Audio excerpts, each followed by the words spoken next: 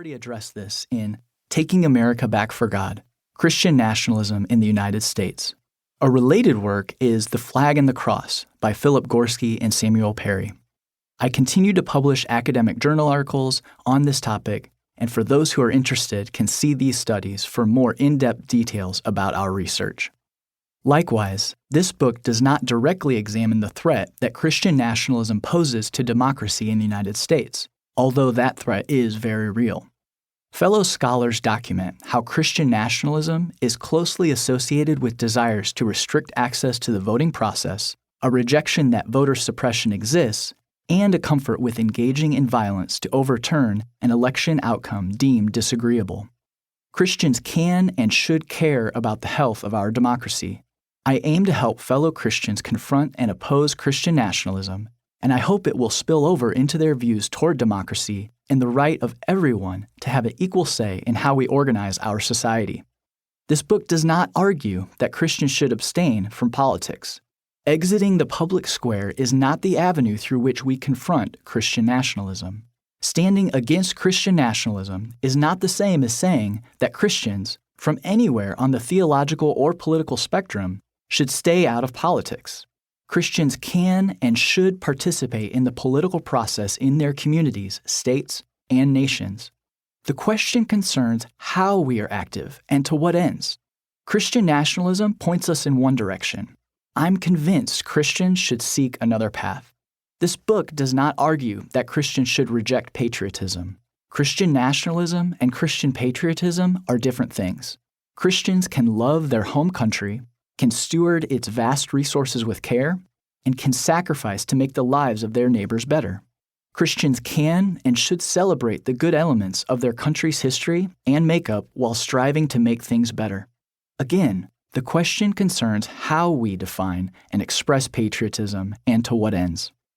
I wrote this book with a particular audience in mind, fellow Christians. Throughout, I will make normative and moral claims flowing from my identification as a Christian. While I ground my beliefs about the harmful nature of Christian nationalism in empirical, scholarly research, this book is also deeply informed by my faith and by historical Christian teachings, the life of Jesus, and the Bible. This book does not delve into some topics as deeply, or even at all, as some might expect.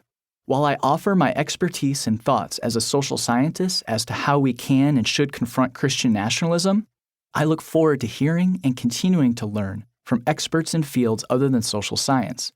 The only way we make headway is by doing it together, in community. I must also note that I'm a white, able-bodied, Protestant Christian man born in the United States.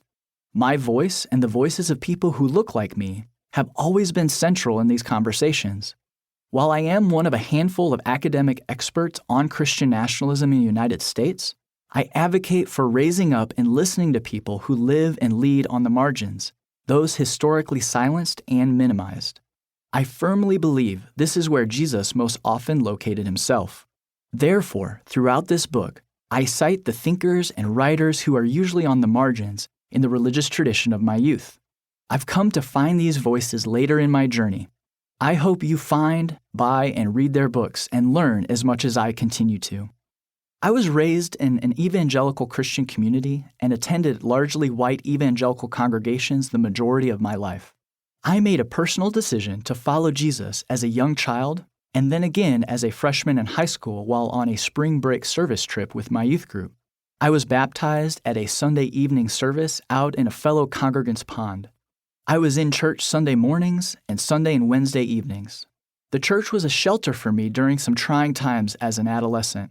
I knew I was accepted, loved, and welcome. I've memorized scores of Bible verses, even a whole book. In college, I attended and led Bible studies and participated in the Navigators, a parachurch organization like Cru, in addition to participating in a home church on Sundays. This world made me, and I can speak with an insider's perspective on its strengths and weaknesses. I have experienced both firsthand. My faith, albeit different today than 20 years ago, is still a fundamental aspect of who I am. I continue to try my best to follow Jesus, who at the beginning of his ministry told us he came to proclaim good news to the poor and to proclaim freedom for the prisoners and recovery of sight for the blind, to set the oppressed free